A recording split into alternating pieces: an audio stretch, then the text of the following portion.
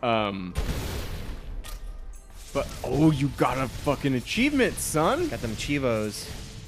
Cheevos. Rhymes with Cheetos. Yeah.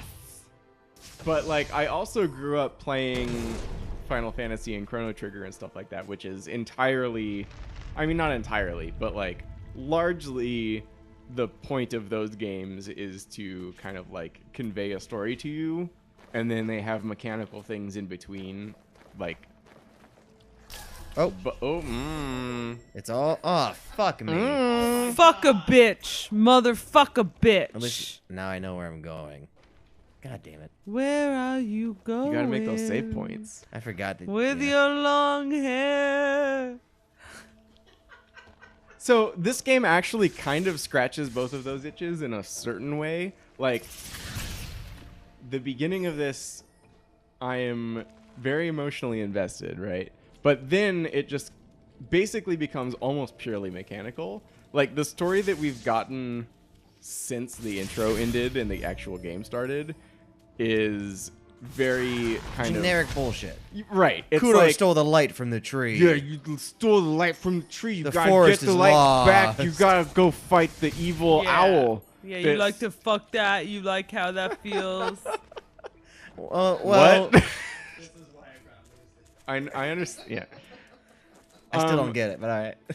So, yeah, like, this is a situation where I'm getting both things out of the game, but never at the same time. Don't And- stop. Get it. That's real.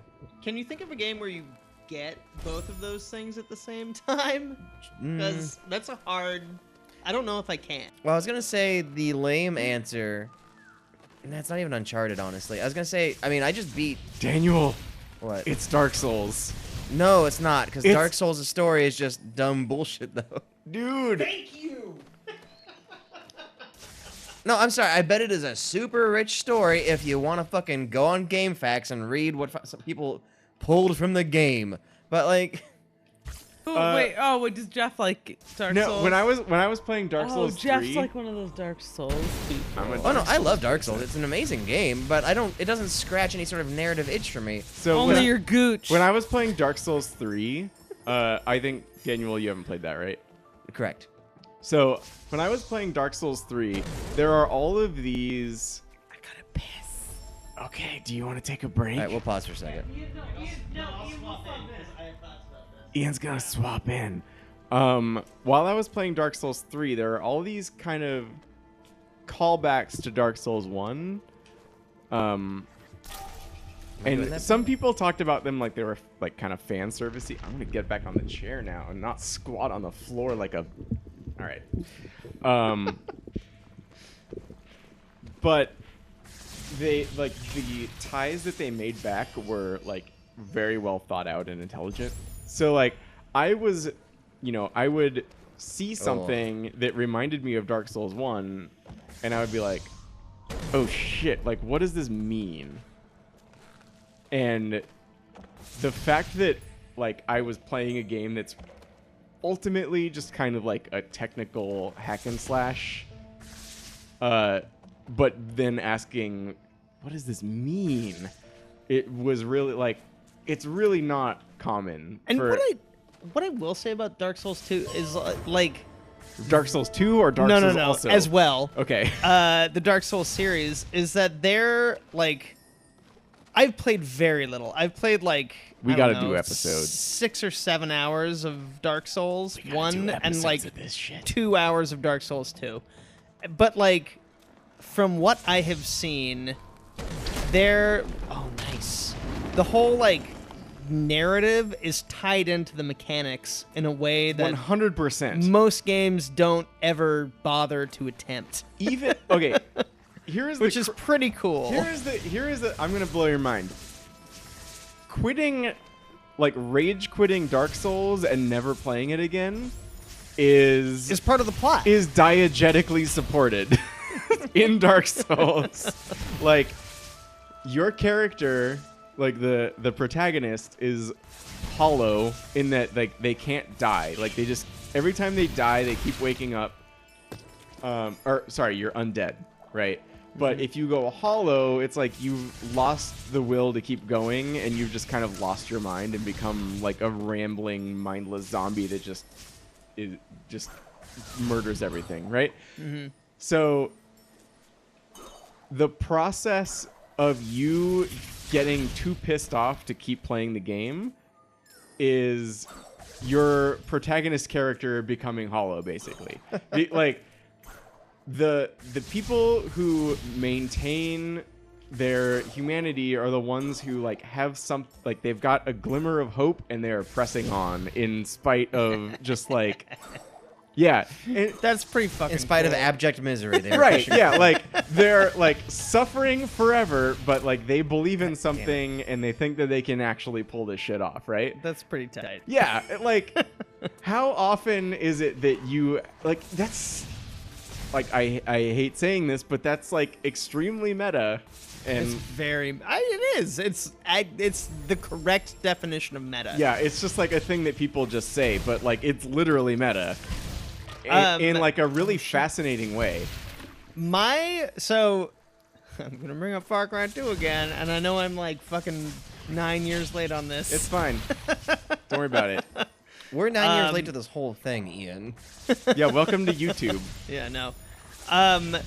But like Let's play. that's a surprising example. Like I've seen very few examples of games that have that little ludonarrative dissonance where it's like, okay, the mechanics and the world work together in such a way, like the world of Far Cry 2 hates you all the time and it never wants you to succeed.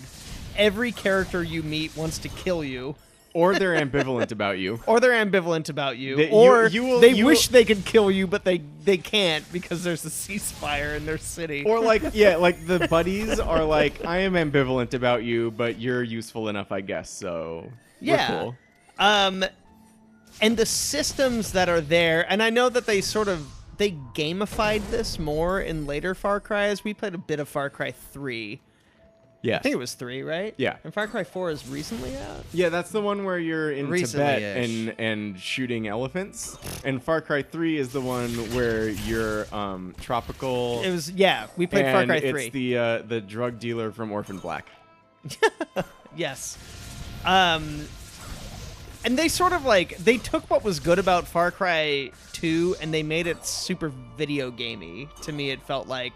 Whereas like Far Cry 2 had these systems, but it never felt like they were there to give you pleasure in a way.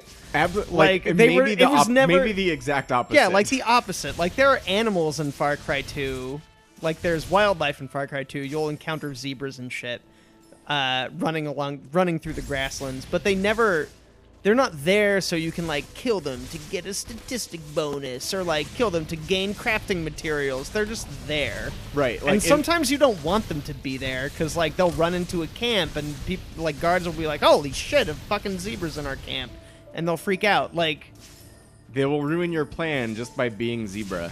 yeah, exactly. And, or like, in Far Cry 2, what blows my mind about Far Cry 2 is the weather. I don't know how much you played of Far Cry 2, Jeff. I played like a dozen hours of it. Okay, so you've played through like a windstorm. Oh yeah. Because it's like, like everything is so loud. Like the jungle is so loud and the wind is blowing through it and you can't hear anything. And like, God damn it. just the leaves in the trees are whipping around and like it changes the way the game plays completely. And I've never seen a game that makes that kind of choice where it's an aesthetic choice and it's a narrative choice where it's like, oh, this is like, it's an atmosphere, but it changes the way the game plays in a fundamental way and really smartly, and it does it without calling attention to itself in the same way that like Ori and the Blind Forest does, where it's like a little pop-up appears, it's like, you're in the middle of a windstorm. Guards won't be able to hear you as well because there's wind. It just does it and expects you to catch up with it. Yeah. And it's great. And like I feel like Zelda, the new Zelda is kind of that way. Mm-hmm. Not to the extreme, right? Not Like, quite to that extreme. Once something happens, it will still give you the informational interstitial pop-up that is like, hey, here's the lowdown on what the fuck you just experienced. But it's like the least like it is the least concerned with how you are responding to it, or like what your moment to moment experience is. And like ironically, it makes your moment to moment experience better because it doesn't care. Oh, You know that what I thing mean? just fucking owned you.